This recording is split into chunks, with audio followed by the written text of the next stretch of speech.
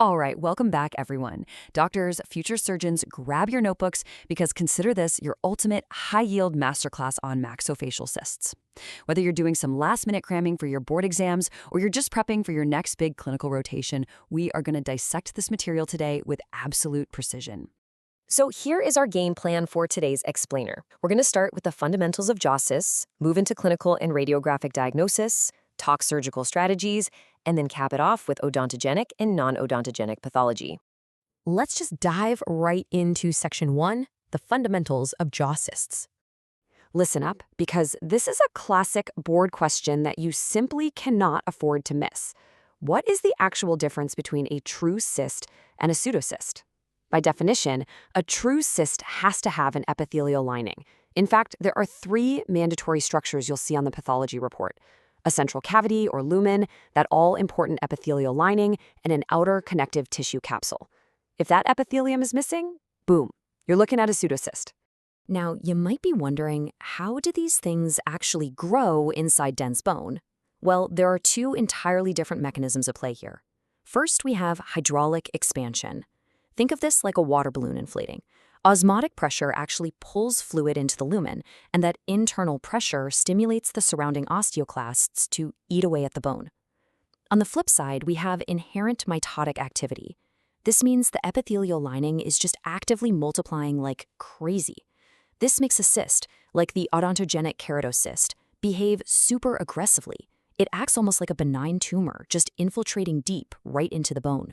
All right, moving right along to Section 2, clinical and radiographic diagnosis. You're going to see this exact sequence in the clinic, so let's walk through it.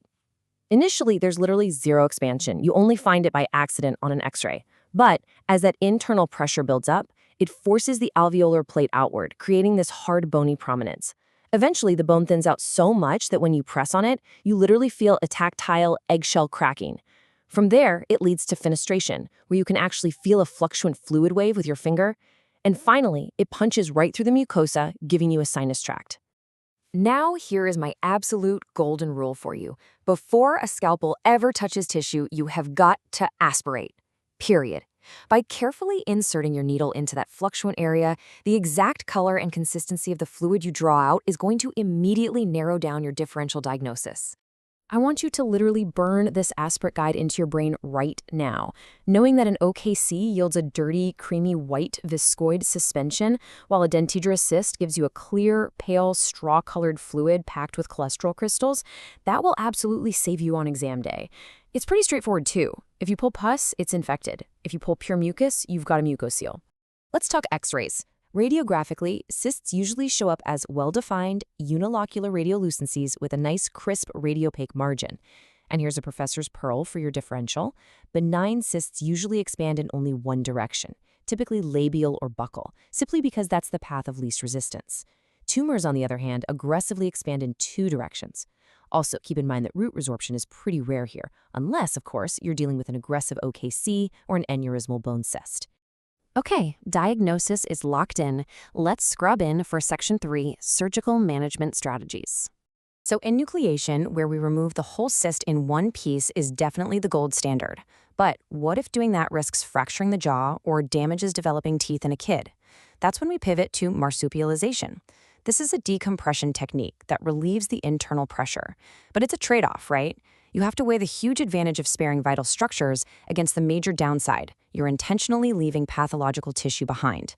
That means prolonged healing, sometimes up to 2 years, and the massive inconvenience of daily cavity packing for your patient. The definitive technique for this is called the Parch 1 procedure. It's a very precise sequence. After your anesthesia and aspiration, you make a circular window, using burr holes if the cortex is super thick.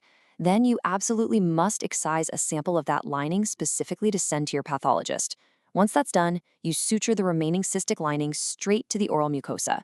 You're basically creating a permanent, continuous pouch that decompresses the cavity. All right, Section 4. This is our rapid-fire breakdown of odontogenic cyst pathology. This classification tree right here, this is your ultimate diagnostic roadmap.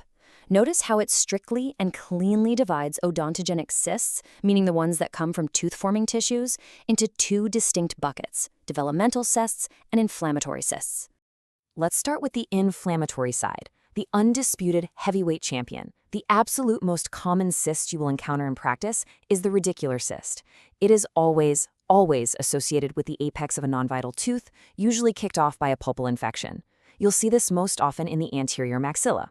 Now here's where new clinicians mess up. If you extract that bad tooth, but you forget to aggressively correct the socket, that pathology stays behind, and it turns into what we call a residual cyst. Flipping over to the developmental side, we have the dentigerous cyst.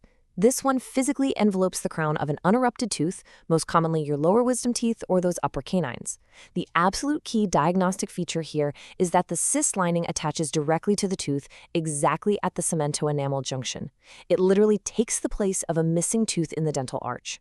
And then we have the odontogenic keratocyst, the infamous OKC.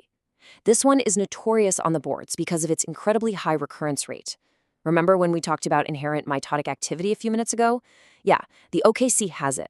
And because it expands primarily through the medullary cavity instead of pushing the outer cortical plates, it's incredibly sneaky. Your patients will sit there completely symptom-free until this lesion is absolutely massive and destructive. Let's wrap things up with Section 5, non-odontogenic and soft tissue cysts. Stepping away from the teeth for a second, let's look at the nasopalatine duct cyst, specifically the intraosseous incisive canal cyst. It classically shows up on an X-ray as this really distinct, well-circumscribed heart-shaped radiolucency right dead center in the anterior maxilla, between the central incisors. And by the way, it's only heart-shaped because the anterior nasal spine gets superimposed over it. Now, I want you to write this specific number down for your clinicals. 8 millimeters. The incisive canal is completely normal anatomy, right?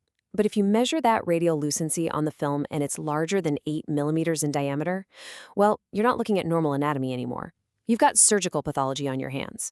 That's an incisive canal cyst, and it needs palatal surgical enucleation. Shifting gear to the soft tissues, we have the classic mucocele. This is just a mucus retention cyst, usually caused by blunt trauma to a minor salivary gland duct, like a patient accidentally biting their own lip.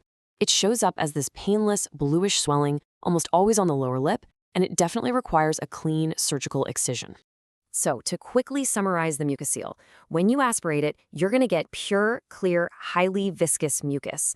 And for the treatment, you can't just pop it and drain it. You absolutely have to surgically excise the cystic space and the offending minor salivary gland that's feeding it.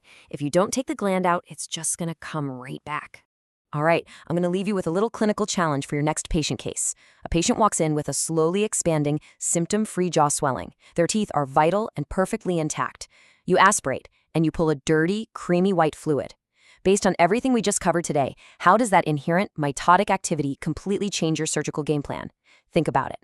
Thanks for joining me for this high-yield explainer. Keep reviewing your notes, trust the process, and good luck crushing those exams.